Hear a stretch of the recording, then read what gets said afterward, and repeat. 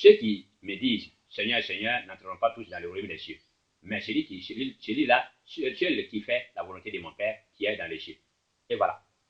Pourquoi ceux qui m'appellent Seigneur, Seigneur, ne n'entreront pas tous dans le royaume des cieux? Ce n'est pas tous les chrétiens qui vont rentrer dans le paradis. Ce n'est pas tous ceux qui boivent le sang de Jésus-Christ et qui mangent la chair de Jésus, parce que alors que tous les chrétiens mangent la viande de Jésus-Christ et puis ils boivent le sang de Jésus-Christ, donc tout le monde devait rentrer au paradis si c'était le sang qui fait rentrer les gens au paradis. Jésus dit que non, ce n'est pas ceux-là. Je ne veux pas ceux-là. Ceux que je veux là, c'est ceux qui font la volonté de mon Père qui est dans les cieux. Pas ma propre volonté qui est moi, Jésus-Christ, ma propre volonté. Non, la volonté de celui qui m'a envoyé, mon Père qui est au ciel. Parce que si vous faites la volonté de Dieu, vous faites la volonté de Jésus-Christ. Si vous faites la volonté de Jésus-Christ, vous faites la volonté de tous les saints. Si vous faites la volonté de Dieu, vous faites la volonté de tous les croyants du monde. Et à ce moment, vous rentrez au paradis. Mais si vous venez faire la volonté de votre Paul qui croit au sang, c'est là vous regardez. Donc, la volonté de Dieu, c'est quoi? C'est le respect des commandements. C'est la pratique des commandements. C'est faire le bien, éviter le mal, en observant les commandements de Dieu, la charrette de Dieu et les lois de Dieu. Alors, et il ajoute encore, plusieurs me diront, en ce jour-là, Seigneur, Seigneur, n'avons-nous pas prophétisé par ton nom? N'avons-nous pas chassé des démons par ton nom? N'avons-nous pas fait beaucoup de miracles par ton nom? Alors, je leur dirai ouvertement. Mais si vous voulez, avant que Jésus, avant d'aller à ce verset 23 là, qu'est-ce que Jésus dit ici? Hein? Faut ajouter même. N'avons-nous pas mangé ta viande? N'avons-nous pas bu ton sang? N'avons-nous pas ressuscité des morts? Faire ceci, là? Si vous voulez, il faut faire tout ça là. Jésus va dire, alors je leur dirai ouvertement. Jésus ne va pas cacher, hein, ne va pas se cacher, ou bien avoir honte, ou bien dire que non, la compassion, je crois que c'est soit la compassion, la pitié, quoi, non, tout ça, c'est fini. Parce que, comme il a dit, Jésus dit, je sais pas, Jésus dit dans 24, dans le même chapitre 24 là, c'est pourquoi quiconque entend ces paroles que je dis et les mets en pratique sera semblable à un homme prudent qui a bâti sa maison sur le roc. Donc, si vous avez entendu la parole de Jésus-Christ, vous avez mis en pratique, sachez que c'est celui-là qui a fait la volonté de Dieu. Mais celui qui est là, il fait des miracles, fait ceci, cela, il ressuscite des morts, il part prendre contrat chez les sirènes, prendre contrat chez les génies, les diables venir faire tomber les gens, faire ceci, cela. C'est pas là qui va rentrer au paradis. Non, non. Si vous voulez, il faut ressusciter les morts. Si vous faut ressusciter Jésus, lui-même encore faire sortir encore. Tu ne vas pas rentrer au paradis. Si tu ne fais pas ce que Dieu a demandé de faire, c'est-à-dire les commandements. Et donc, Jésus fait comprendre aux gens qu'à la fin des temps, vous serez interrogé sur vos pratiques, c'est-à-dire le respect des commandements.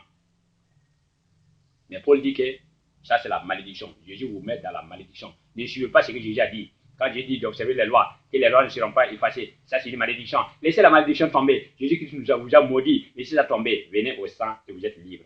Mais est-ce que Jésus-Christ a dit ça? Si Jésus-Christ a dit ça, c'est que Jésus-Christ lui-même là est un gros menteur. Parce que pourquoi il n'a pas dit ça de son vivant? C'est quand il meurt qu'il va dire. Tu nous dis aujourd'hui, pendant ta vie, que c'est la parole de Dieu qui nous sanctifie. Nous devons respecter les commandements de Dieu. On ne doit pas effacer les lois. On ne doit pas finir jusqu'à la fin des temps. Et tu viens nous en donner, après ta mort, tu nous donnes une autre personne de venir changer substantiellement. Mais en ce moment, il était un imposteur. Dieu n'est pas un menteur. Dieu ne ment pas. Dieu parle à Jésus-Christ. Dieu ne parle pas à Moïse. Dieu ne parle pas à Dieu ne parle pas à Paul. Paul s'est dit que Jésus lui parle. Qui a dit que Jésus a parlé à Paul? Qu'est-ce qui prouve que ce n'est pas un diable qui s'est transformé en Jésus-Christ, qui a pris l'image de Jésus-Christ venir flatter Paul? Paul ne connaît pas Jésus-Christ.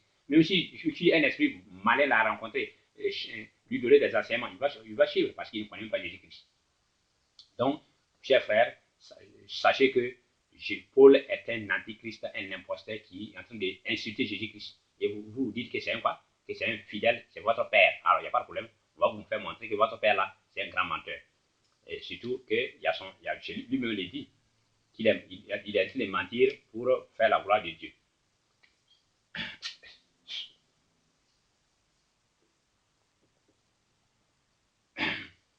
Pardon.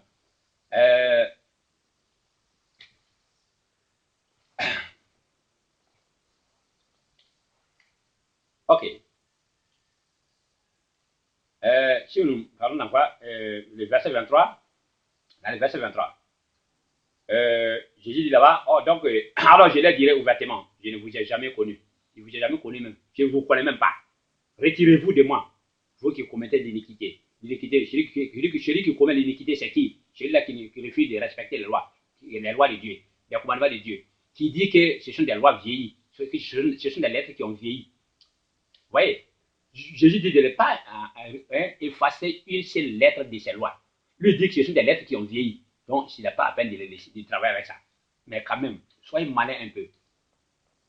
Nous continuons encore. Il dit encore. C'est pourquoi quiconque entend ces paroles, je l'ai dit avant, donc si vous savez maintenant, si vous entendez ces commandements que Jésus a enseignés là, et vous mettez en parole là, en pratique là, vous êtes dans la foi. Alors le Père, un autre verset encore, le verset 20, où Dieu dit, où l'Évangile dit, alors la mère des fils de Zébédée s'approche de Jésus avec ses fils et se prosterna plutôt, pour lui faire une demande.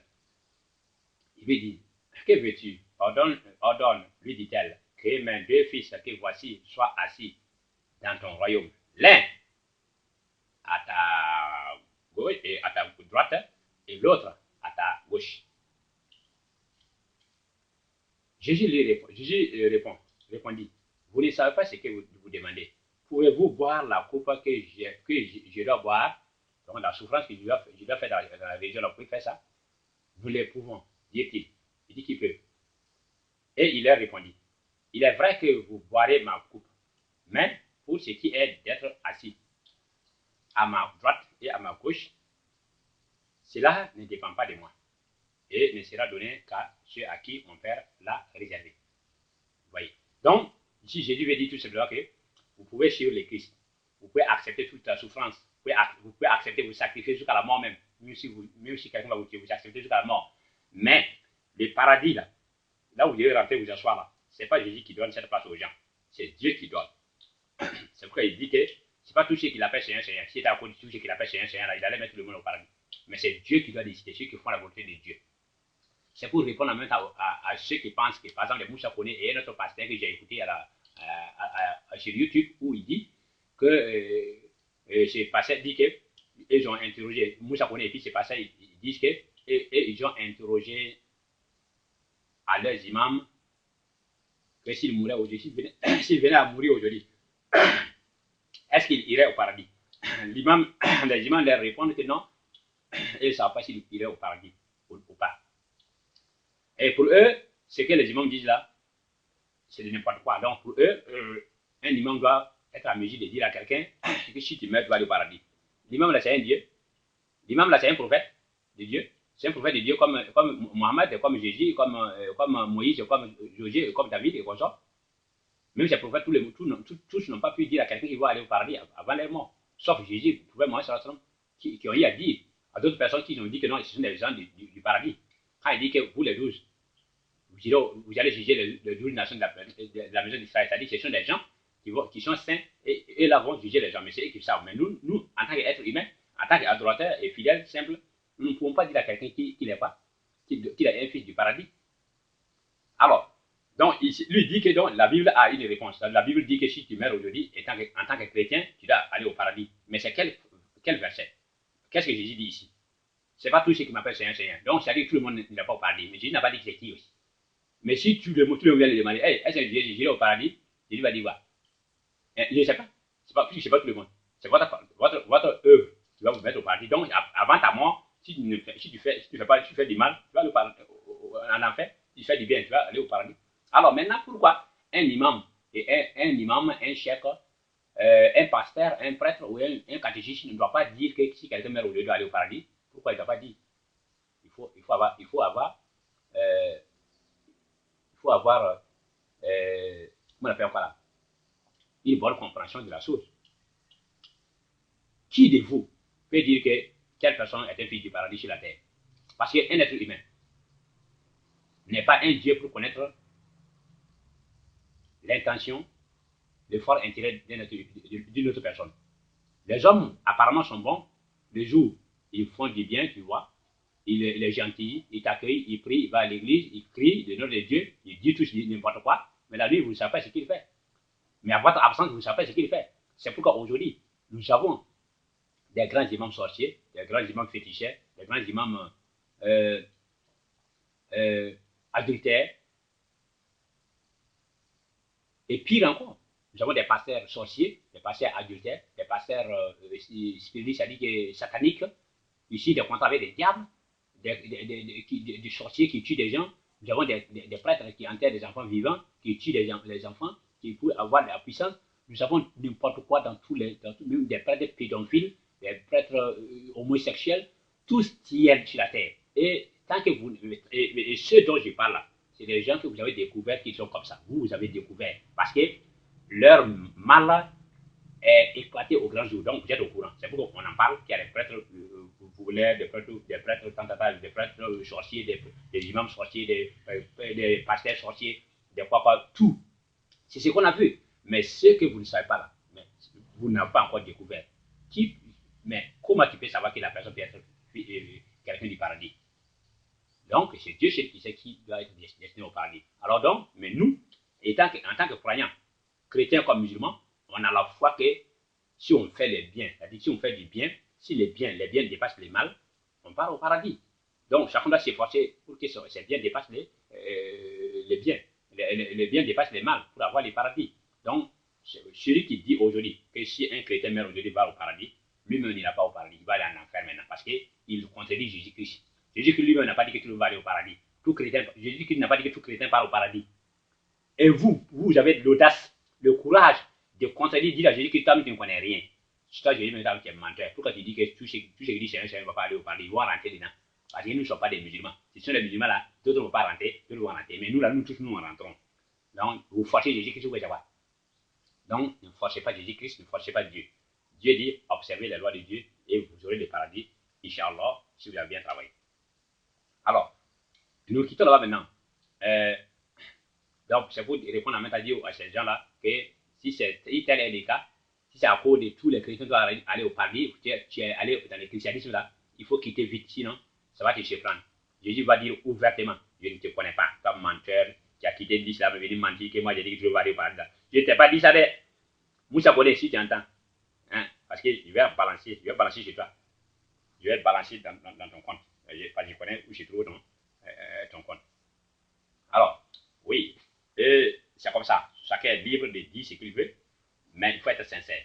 Voilà. Si tout ce que tu as dit, tu peux relever. Ce que Moussa a dit comme mensonge, il y en a beaucoup. Quand il dit, par exemple, lui, il a appris le Coran quand il avait l'âge de 3 ans, à l'âge de 5 ans, 7 ans, il a déjà fini le Coran. Il connaissait, il a fait les tafsirs, c'est-à-dire que l'explication détaillée du Coran comme nous l'avons fait. Il connaît l'explication détaillée du Coran, c'est-à-dire que si lui connaît l'explication détaillée du Coran, il est censé connaître tous les contours. C'est-à-dire que même le christianisme, il connaît, mais le judaïsme, il connaît. Pas l'islam seulement. C'est-à-dire que l'exégèse, c'est-à-dire les tafsirs, et ce qu'on appelle l'exégèse du Coran, et prend en compte toutes les religions. Même le paganisme, c'est dedans, pour comprendre le paganisme, comment les païens prient, comment ceux qui adoraient les lunes, ceux qui adoraient les étoiles, ceux qui adoraient tout, on connaît tout avant de prendre maintenant, pour l'islam maintenant, qui écarte tout cette cirque-là. Et pourquoi, toi, en tant que Moussa Kone, tu connais tout ça, et tu es étonné à l'âge de 40 ans, à l'âge de 30 ans, là, tu es étonné de voir dans les Corans qu'il y a le nom de Jésus-Christ qui dit qu'il est saint, qu'il est né sans père, qu'il est mort et ressuscité. Et toi, tu viens voir dans le Coran après ça. C'est pour dire que tu ne connaissais pas le Coran. Tu connaissais le Coran depuis là de 7 ans jusqu'à là de 20 à 30 ans là. Ça n'allait pas te surprendre. Donc c'est pour dire que tu ne connaissais rien du Coran. Tu as récité oralement. Donc comme tout bon chantait d'ailleurs. Il dit que Jamina et Waka Waka et on ne connaît pas ce que c'est Waka Waka et. Donc tu dis Bismillah, tu ne sais pas ce que ça veut dire. Maintenant quand tu as grandi maintenant, tu as compris un peu de français, tu as appris un peu d'anglais maintenant, tu as compris l'anglais un peu, tu as appris ton Coran, tu as ouvert, tu as vu maintenant le nom de Jésus-Christ, ça t'étonne que Jésus-Christ est dans le Coran, ça t'étonne que Jésus-Christ est saint, ça t'étonne que Jésus-Christ est temps, et voilà. Donc tu as déjà montré que tu étais ignorant pendant que tu étais musulman. Tu ne connaissais rien dans le Coran. Si tu connaissais quelque chose dans le Coran, là, tu ne serais pas étonné en voyant ces versets dans le Coran. Parce qu'un musulman averti n'est pas étonné de voir le Christ, et non le Christ dans le Coran. Et nous, ça connaît encore. Là où il dit encore, quand lui a rencontré le catholique, le chrétien, il a pris sa Bible, il a jeté par les bords, c'est-à-dire qu'il a jeté par la fenêtre du bateau et il s'est tombé dans l'eau.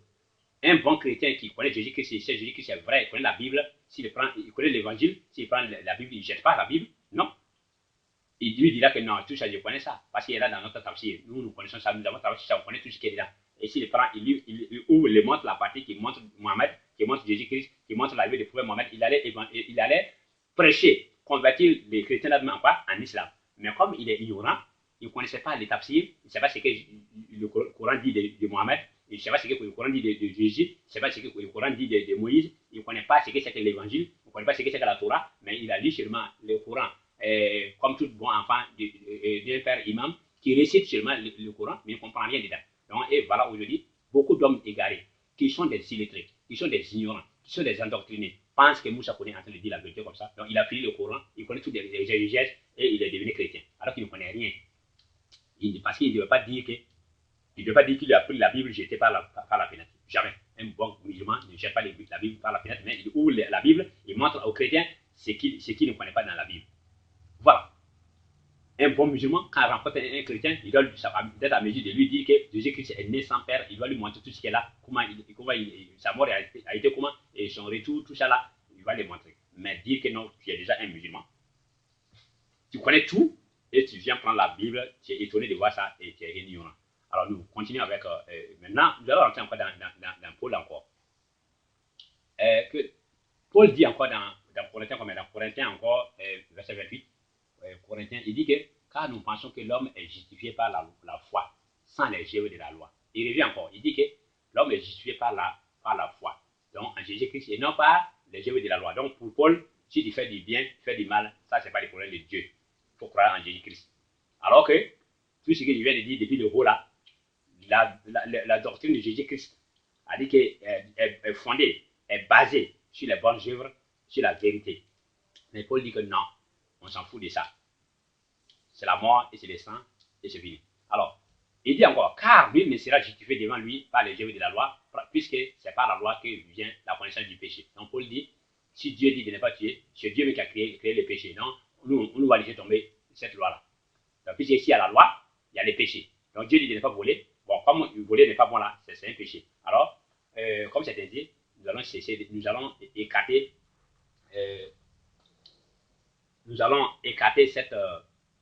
cette loi-là.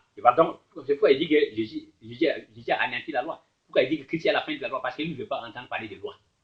Alors, donc, il dit encore, il dit néanmoins, sachant que ce n'est pas les œuvres de la loi que l'homme est justifié, mais par la foi en Jésus-Christ. Nous aussi, nous avons cru en Jésus-Christ afin d'être justifiés par la foi en Christ et non par les œuvres de la loi. Vous voyez? Parce que nulle chair ne sera justifiée par les œuvres de la loi. Il dit nulle chair, personne ne sera, nulle chair, que personne. Donc quand on dit chair dans la Bible, là, c'est être humain. Nulle chair. C'est pourquoi Jean dit quelque part que tout esprit qui ne prêche pas que Jésus-Christ est venu en chair n'est pas de Dieu. Il veut dire que toute personne qui dit que Jésus-Christ n'est pas un être humain, Jésus-Christ était un esprit comme un ange ou bien un Dieu ou bien un génie là, que la personne ment. Donc il veut dire à Paul que non, celui qui dit que Jésus-Christ est Dieu là, c'est faux. Parce que dans les langages des Hébreux, c'est-à-dire l'aramien et l'arabe, quand on dit quelqu'un est chair al-basar, c'est quelqu'un qui a dit c'est un homme. Un homme est chair, mais les génies sont esprit, les anges sont esprit, Dieu est esprit. Donc c'est pourquoi il dit Jésus-Christ est chair. Et toute personne qui dit Jésus-Christ n'est pas chair là, n'est pas de Dieu. Mais les gens n'ont pas compris, ils pensent que Jésus-Christ est venu en chair. C'est Dieu qui a pris la chair pour lui. C'est pas comme ça. Non. Et donc Paul nous dit ici que nulle chair ne sera justifiée. Personne, un être humain ne sera pas justifié par les œuvres de la loi. Donc ça ne se fait pas. Mais je vais vous étonner avec quelque chose. Mais qu'est-ce que Jacques dit? Jacques vient insulter Paul en lui disant que c'est ignorant. Jacques va lui faire comprendre que l'homme est justifié par les œuvres de la loi et la foi. Donc la foi et les œuvres de la loi. Et c'est les œuvres de la loi prouvent la foi d'un être humain. Donc il va donner le contraire de ce que Paul donne. Et Jacques dit quoi? Dans Jacques, on va lire Jacques 2, 14, 22 jusqu'à 26. Il dit quoi? Jacques va essayer de contredire Paul. Écoutez bien attentivement. Il dit, mes frères, que sert-il à quelqu'un de dire qu'il a la foi s'il n'a pas les œuvres? La foi peut-elle les sauver? Il pose la question à Paul. Paul, ta foi peut te sauver. Ça, tu dis que l'homme n'est pas, nul ne sera justifié par les œuvres de la loi, par les œuvres de la loi, mais par la chair. Alors, il lui pose la question. Est-ce que la foi peut sauver sans les œuvres? Hein? Il n'a pas, donc il dit, s'il n'a pas de, donc il dit, si, frère, que sert-il à quelqu'un de dire qu'il a la foi s'il n'a pas les œuvres? La foi peut-elle les sauver? Il continue. Si un frère ou une sœur sont nus et manquent de la nourriture de chaque jour, et que l'un d'entre vous leur dise, allez en paix, chauffez-vous et vous rassasiez, que vous ne leur donnez, et que vous ne leur donnez pas ce qui est nécessaire au corps. À quoi sert-il? À quoi cela sert-il? Il en est ainsi de la foi. S'il n'a pas les œuvres, elle est morte en elle-même. Mais quelqu'un dira, toi, tu as la foi, moi, j'ai les œuvres. Montre-moi ta foi sans les œuvres. Paul, montre la foi sans les œuvres. Montre la foi sans les œuvres de la loi. Montre que quelqu'un a la foi sans le respect des commandements.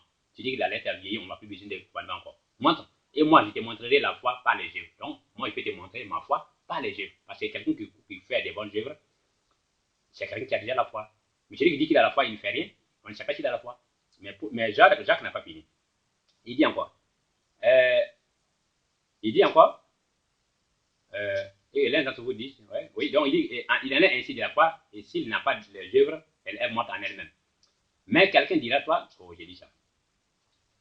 Tu crois qu'il y a un seul Dieu? Ça, c'est la foi. Toi, tu crois qu'il y a un seul Dieu? Oui, tu as la foi. Tu fais bien. Oui, mais les démons les croient aussi là. Les démons aussi les croient.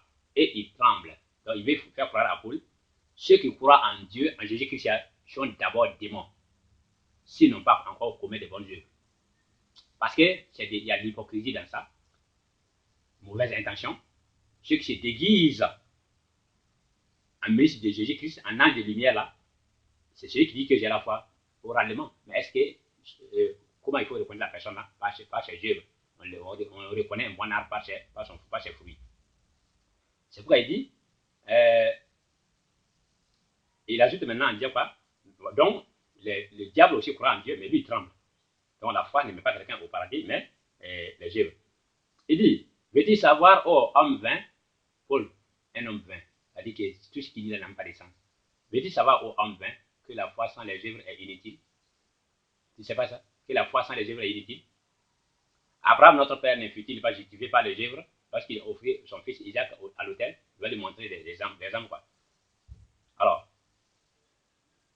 il revient maintenant en disant que, je vais sauter un peu pour lire, vers la fin, il dit, vous voyez que l'homme est justifié par les œuvres et non par la foi seulement. Donc, il contredit qui?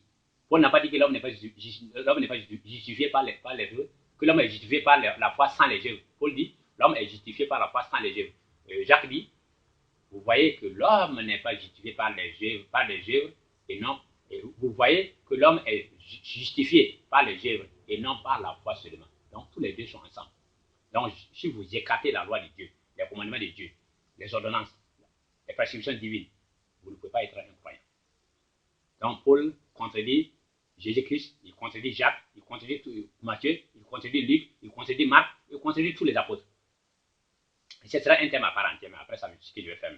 Alors, il dit encore, comme le corps sans âme est mort de même, la foi sans les œuvres est morte. Donc, il fait croire à Paul, si tu dis que quelqu'un a la foi, si c'est la foi qui va mettre les gens au paradis, il faut savoir que ce sont des gens morts, ils ne vont pas avoir le paradis. Parce que, comme le corps sans âme est mort, de même la foi sans les œuvres est morte. Alors, c'est ce que Jésus a enseigné aux gens, et non ce que Paul veut enseigner. Donc, Jésus enseigne, même quand il va, on dit le jugement, le jour du jugement là, il va mettre ceux qui ont, il va mettre les brebis à sa gauche et les brebis à sa droite et les boucs à sa gauche. C'est ce qu'il a dit aussi. Il va dire à tous ceux qui font du mal là, qu'est-ce qu'il va leur dire?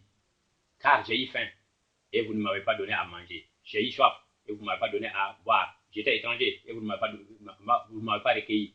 J'étais nu et vous ne m'avez pas vêtu. J'étais malade et en prison et vous ne m'avez pas visité. Ils répondront aussi, Seigneur, quand avons-nous vu ayant faim ou ayant soif, ou étranger, ou nu, ou malade, ou en prison, et n'avons-nous pas assister? Et il leur répondra, donc je vous l'ai dit en vérité, toutes les fois que vous n'avez pas fait ces choses à l'un de ces plus petits, c'est à moi que vous ne l'avez pas fait. Et voilà. Donc c'est quoi? Ce sont des œuvres. Il n'a pas parlé que vous n'avez pas bu mon sang, vous n'avez pas mangé ma chair, hein, vous n'avez pas crié à mon nom seulement, vous n'avez pas dit Seigneur, vous n'avez pas ressuscité des morts, vous n'avez pas ressuscité des morts, vous n'avez pas guéri des malades, vous n'avez pas fait des chants de feu du ciel, vous ne volez pas la nuit, vous ne vous transformez pas en oiseau la nuit pour vous envoler. Il n'a pas dit tout ça là. Hein, il dit, vous n'avez pas donné à manger à vos camarades, vous ne les avez pas donné à boire, vous ne les avez pas visités, vous ne les avez pas accueillis bien, voilà ce que vous devez faire. C'est ça les commandements de Dieu. Vous essayez de voler, de mentir, tout ça là. Voilà, en quelque sorte,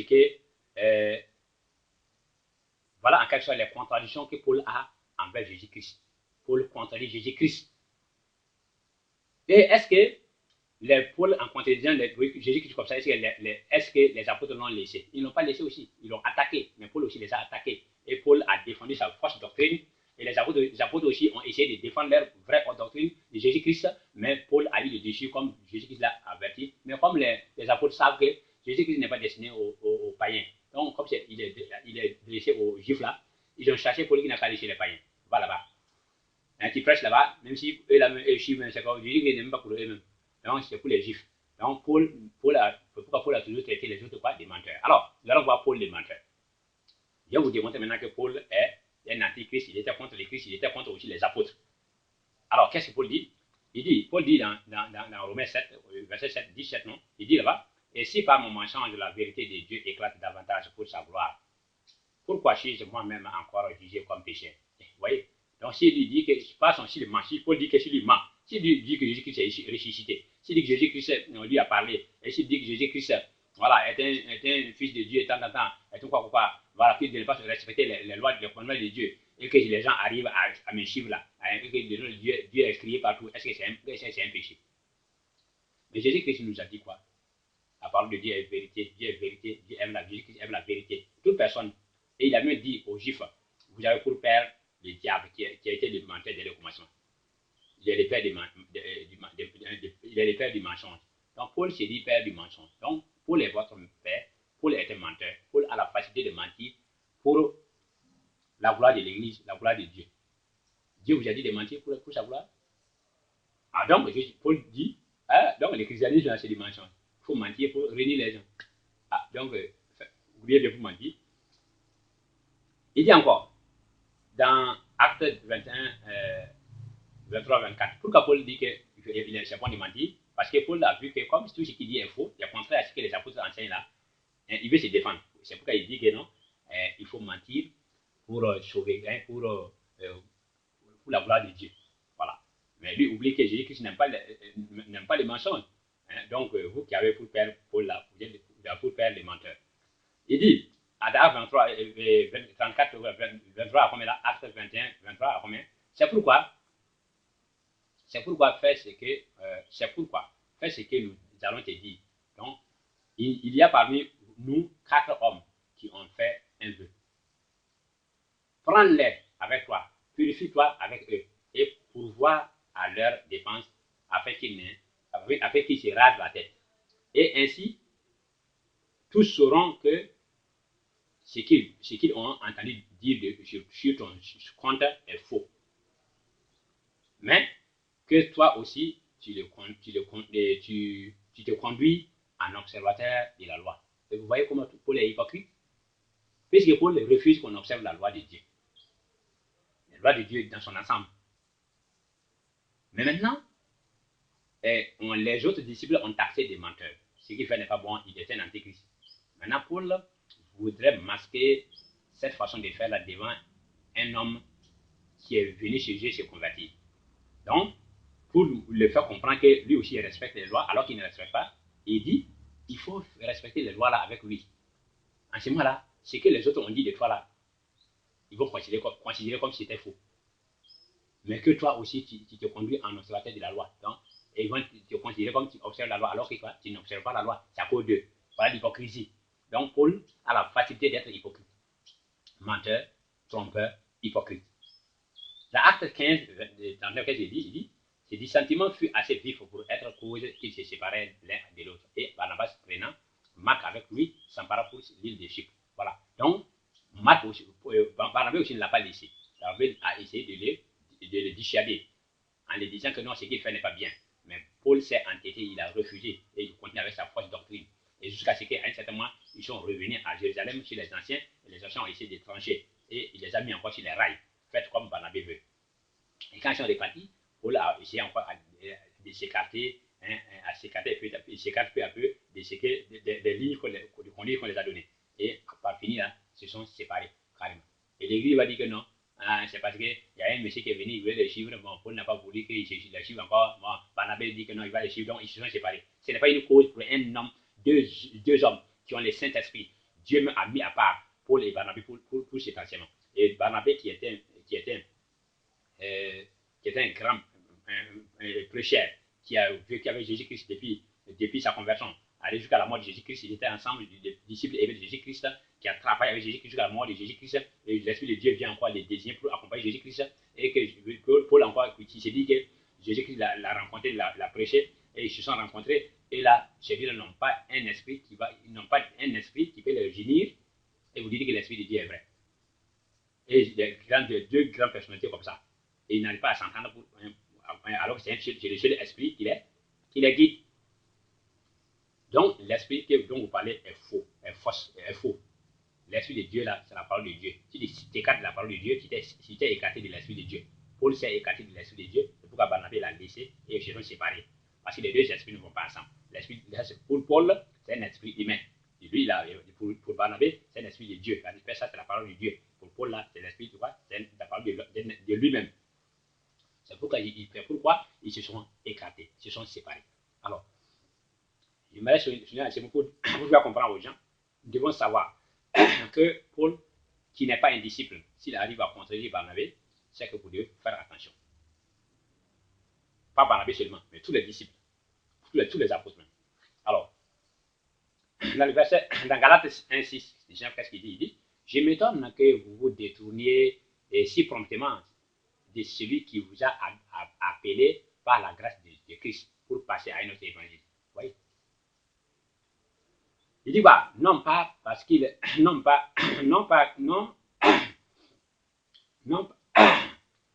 excusez-moi,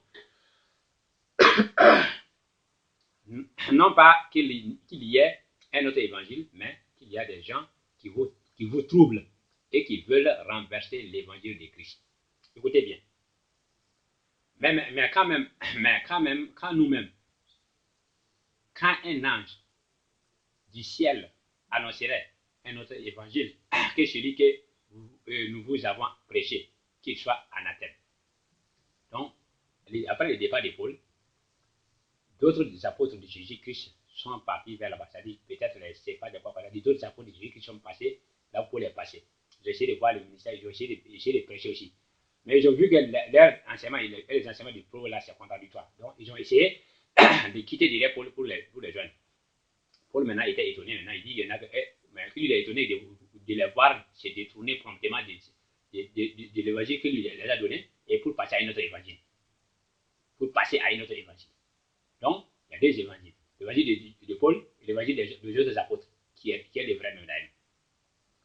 Et il dit, non pas parce qu'il y a un autre évangile, pour lui encore, voilà, il va encore essayer de justifier encore, pas un autre évangile, mais il y a des gens qui vous troublent et qui veulent renverser l'évangile de Jésus-Christ. Donc, pour Paul, ces gens-là ont amené leur propre évangile pour renverser pour Jésus-Christ, dont lui l'a amené. Alors que, qui t'a dit que toi tu connais Jésus-Christ? Voilà ce que ça veut dire. Donc, c'est pour dire en un mot que Paul contredit tous les autres apôtres qu'ils ne sont pas des bons ministres. Et il dit encore, nous l'avons dit précédemment, et je répète à cette heure-ci, si quelqu'un vous annonce un autre évangile que celui que vous avez reçu, qu'il soit anathème. Donc, toute personne qui amène un autre évangile qui n'est pas ce que moi, Paul, j'ai donné là, que Dieu vous maudisse. Parce que, tout simplement, lui, il ne veut pas l'évangile des autres apôtres. C'est pour lui qui est vrai. Et il dit encore, et maintenant, est-ce la faveur des hommes que je désire ou celle de Dieu?